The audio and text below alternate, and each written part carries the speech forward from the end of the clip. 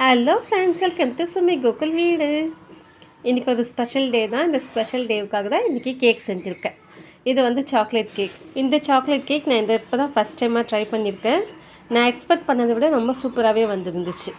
கரெக்டாக cook ஆகிருக்கான்னு check பண்ணிவிட்டு case of பண்ணியாச்சு. இந்த கேக் எடுத்து அப்படியே கொஞ்சம் நேரம் ஆற வச்சிடலாம். இது ஆறின பிறகு மேலே என்ன டெக்கரேஷன் பண்ணணும்னு சொல்லிவிட்டு இது பிளான் பண்ணலாம். ஏன் பிளான் பண்ணணும்னு சொல்கிறேன்னா, இதுக்கு முன்னாடி நான் வந்து ப்ளைன் கேக் வந்து ட்ரை பண்ணியிருக்கேன்.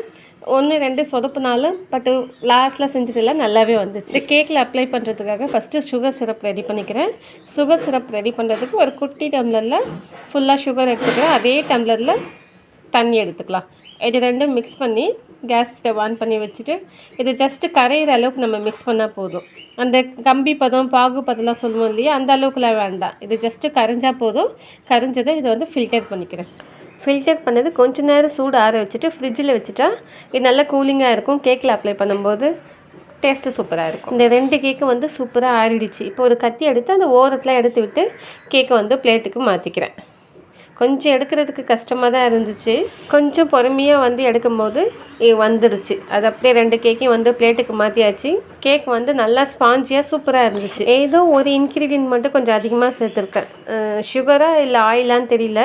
கொஞ்சம் வந்து கேக் ரொம்ப சாஃப்டாக இருந்துச்சு. கட் பண்ணும்போது லைட்டாக கொஞ்சம் உடையிற மாதிரி இருந்துச்சு. மற்றபடி வந்து கேக் ரொம்ப சூப்பர். கேக் மேலே அப்ளை பண்ணுறதுக்கு விப்பிங் க்ரீம் ரெடிமேடாக ஒரு பாக்கெட்டில் இருக்கும் இல்லையா, நம்ம வீட்டில் வந்து மிக்ஸ் பண்ணி ரெடி பண்ணி கேக் மேலே அப்ளை பண்ணுற மாதிரி இருக்கும். அது மாதிரி தான் வாங்கிட்டு வந்திருந்தேன்.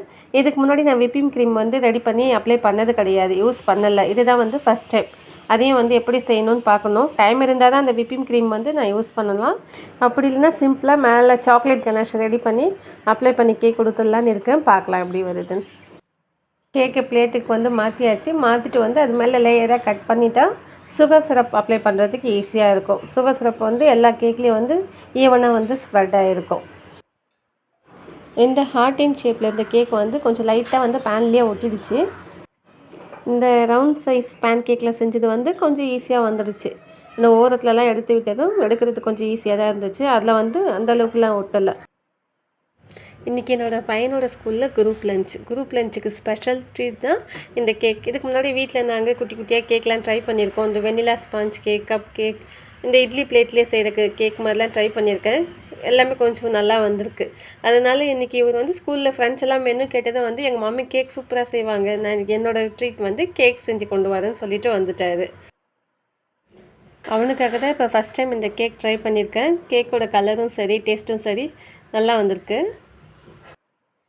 இந்த கேக்கோட கலர் வந்து வீடியோவில் பார்க்கும்போது தான் ரொம்ப டார்க்காக தெரியுது.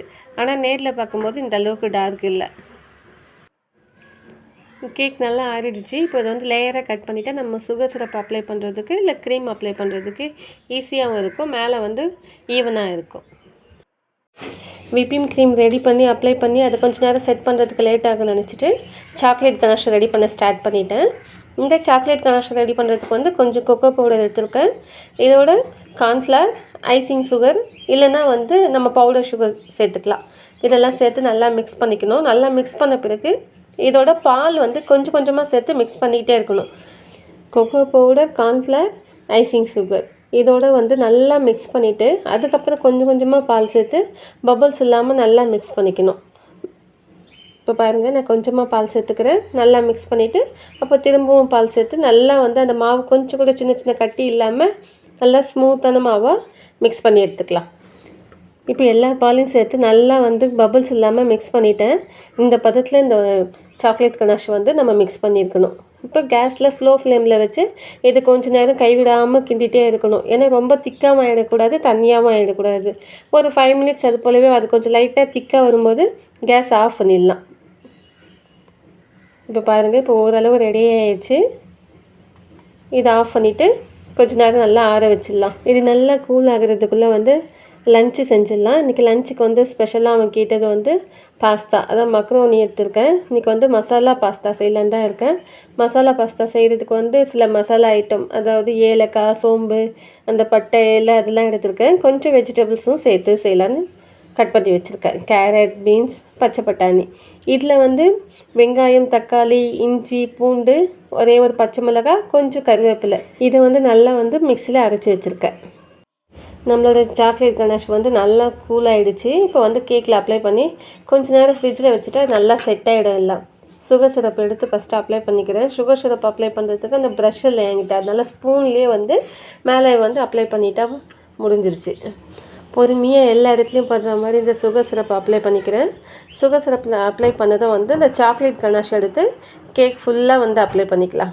இது வந்து கேக் ஃபுல்லாக கவர் பண்ணிட்டா நம்ம கட் பண்ணும்போது அந்த சாக்லேட் கணேஷோட அந்த பைட் வந்து ரொம்ப சூப்பராக டேஸ்ட்டாக இருக்கும். கேக் ஃபுல்லுமே அப்ளை பண்ணிவிட்டு ஃப்ரிட்ஜில் வச்சுட்டோம்னா இந்த கேக் வந்து அழகாக செட் ஆகிடும். கேக் செட் ஆகிறதுக்குள்ளே நம்ம வந்து இந்த மசாலா பாஸ்தாவை ரெடி பண்ணிடலாம். மசாலாலாம் போட்டு நல்லா வதக்கியாச்சு. அதுக்கப்புறம் அந்த க்ளீன் பண்ணி வச்சுருக்க பாஸ்தாவையும் போட்டுட்டு கொஞ்சம் பிரியாணி மசாலா, கரம் மசாலா எல்லாம் ஆட் பண்ணி குக்கரை மூடி வச்சுட்டா டக்குன்னு வந்து லஞ்ச் ரெடி. செட் பண்ணி வச்சுருக்க கேக் எடுத்து குட்டி குட்டி ஸ்லைசஸாக கட் பண்ணிக்கிட்டேன். எல்லாேருக்கும் ஒரு பீஸ் வர்றதுக்கு ஈஸியாக இருக்கும் இல்லையா, அதனால் குட்டி குட்டி பீசஸாக கட் பண்ணி பாக்ஸில் வச்சு பேக் பண்ணிட்டேன். இந்த ஸ்லைஸ் பண்ண கேக்கு பார்க்குறதுக்கு டெம்டிங்காக இருந்துச்சு. நம்மளோட மசாலா பாஸ்தாவும் ரெடி ஆகிடுச்சு. பாஸ்தாவும் கேக்கை வந்து பேக் பண்ணி இன்றைக்கி லஞ்சுக்கு கொடுத்துட்டா என்னோடய லஞ்ச் வந்து ஸ்பெஷல் ஆகிடும். உங்களுக்கு இந்த வீடியோ பிடிச்சிருக்குன்னு நினைக்கிறேன். இந்த வீடியோ பிடிச்சிருந்தா ஒரு லைக் கொடுத்துருங்க. உங்கள் ஃப்ரெண்ட்ஸ் அண்ட் ஃபேமிலிக்கு ஷேர் பண்ணிவிடுங்க.